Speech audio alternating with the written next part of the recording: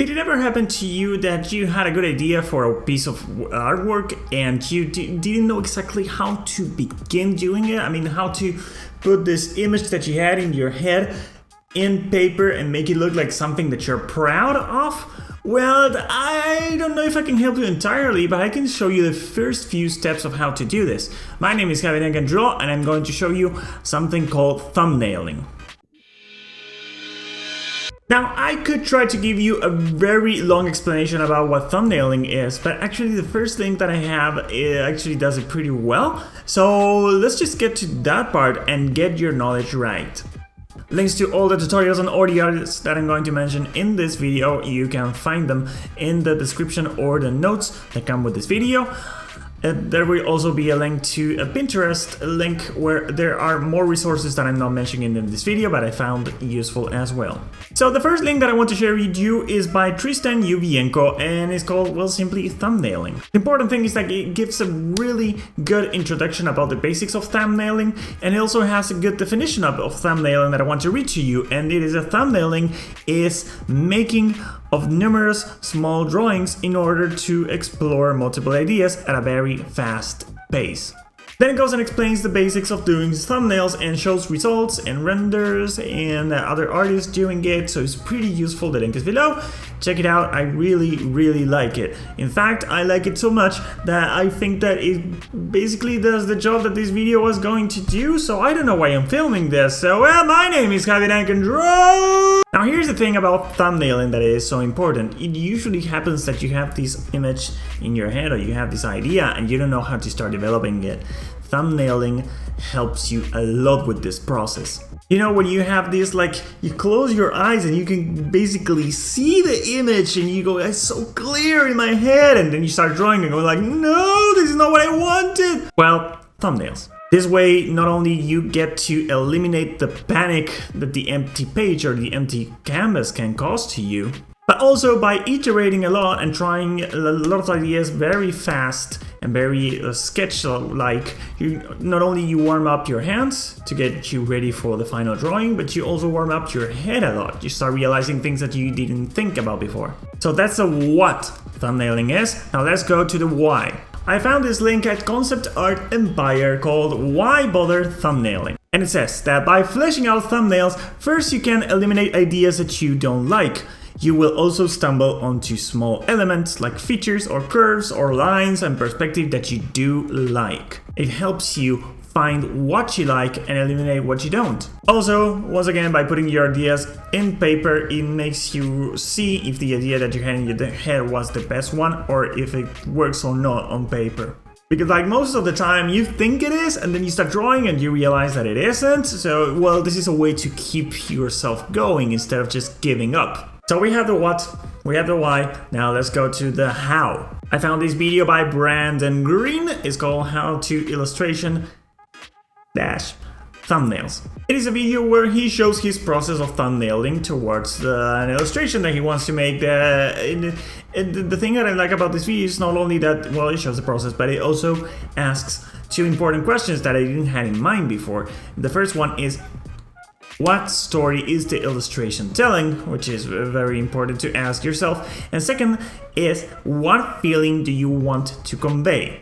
Now, something really important to keep in mind while you're doing all of this thumbnailing is to keep it at a thumbnail level. Just stay away from the drawing, like keep your distance, don't zoom in. Keep it like a 300 pixel wide or high or something like that, something really tiny, because the more you can take space, like a distance from the illustration that you want to create, the more it will let you see if the spaces are being respected properly.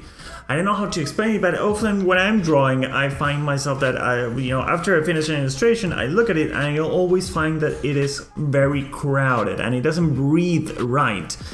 And in order to fix this, well, taking a distance from the illustration that you're working on by working in these tiny thumbnails can really help.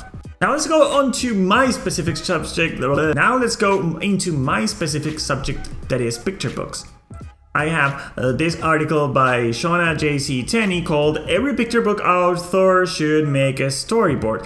Now, Shauna J.C. Tenney actually has a podcast that is called Stories Unbound that I listen to it a lot while I'm drawing, where she tells her story about how she managed to actually, do a picture book and publish it and be an accomplished publisher and work on another book. And she interviews people that either she met along the way or other artists that tell their own stories. This is like super good and it's for free, and you can just look for it in any podcast app that you use.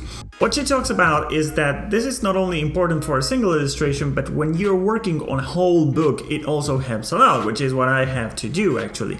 And that's why she calls it storyboarding, because it is like it's like you're planning a lot of scenes and a lot of shots in just one big movie. Just like in the previous video, this author asks a few questions that I like for example, is there enough action and visual interest happening in the story? Is there a change of scenery or something, or everything happens in one location? Or is each part of the storyboard moving the story forward? These are things that, the last question I tried to work it out in the storytelling video is going to be linked down somewhere below. But this is a good question to make yourself. Now, as I said before, thumbnailing is used mostly as an exercise to understand or define the composition of something. It can also be used a lot by concept artists to try different silhouettes or shapes or things that they want to create, in a character or a vehicle or a scenery or whatever. In the specific case of picture books, that is what I'm working on, not all the compositions have to be like this full page, so you don't treat every page as a canvas. There are also other types of compositions that are like vignettes, spots, or boxed illustrations, because you're always dealing between this balance between where the text is going to be and what the illustration is going to be. Sometimes the text is going to take prominence, so you're going to make just a tiny illustration as a spot, or maybe they're going to be shared, or it can vary a lot. So this last article by John Shelley about picture book layouts, which is just another way of saying like picture book storyboards or like a composition, and it asks the following questions. Considering the text, where will the text lie?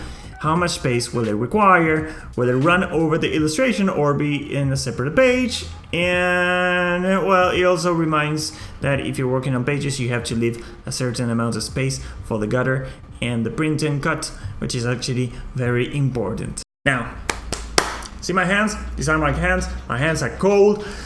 The only solution for them to get warm and to get my mind warm is to start sketching. So it's time to fail hard and fail fast.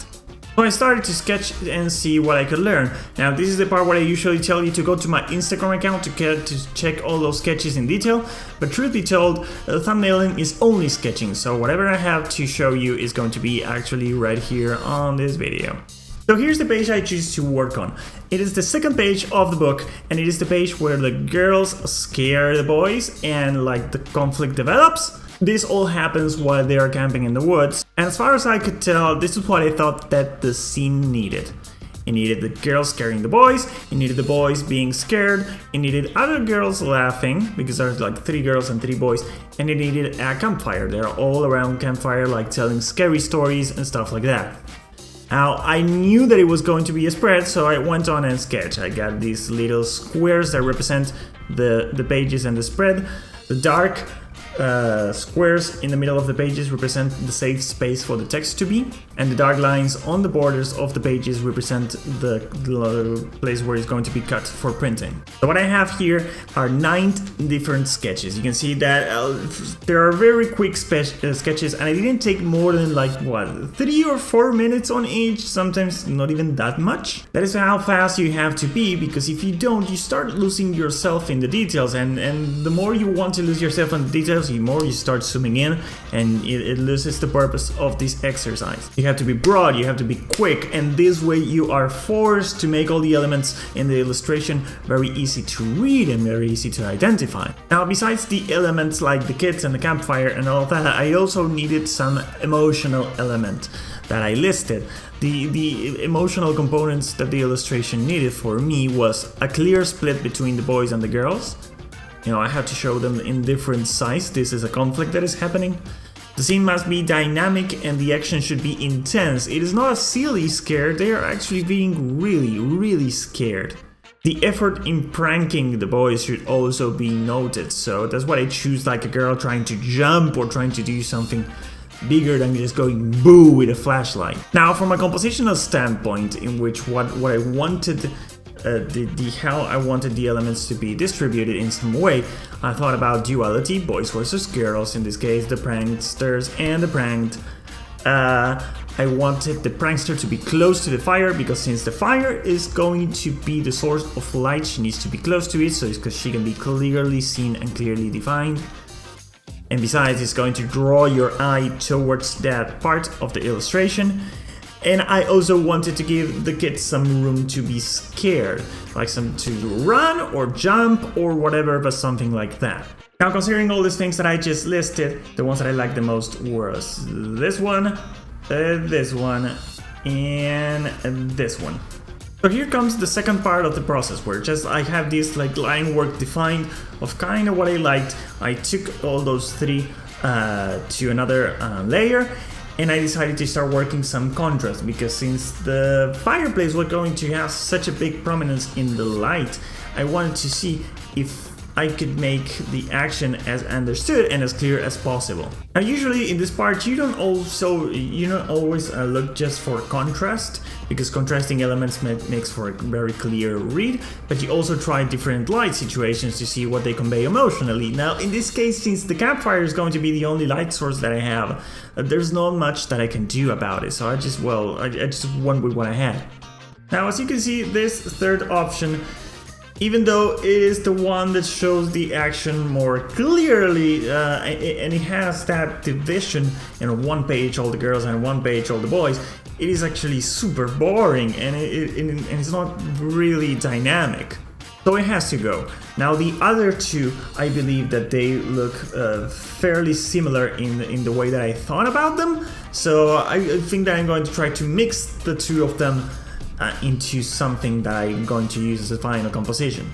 Now the first thing I noted from the one below is that since the kids are getting pranked, I wanted to have this action and then reaction read, so having the prankster on the right side of the page of the spread, it doesn't seem like natural, so I turned it around, and then I was looking at the one on the top, and I saw like, you see this pink line, or I think like, well, this is the flow that I want to have, and the shape that I did the fire in that particular thumbnail, it was actually clashing. It was just going to that point, but it wasn't advancing in the way that I wanted, so I changed it and I started working. You will see that from that point on, like all of these four, they don't look very different from each other, and that is because the idea was kind of already formed, and there wasn't much to do. I was really comfortable with that. I gave some more room for the kids to run and jump,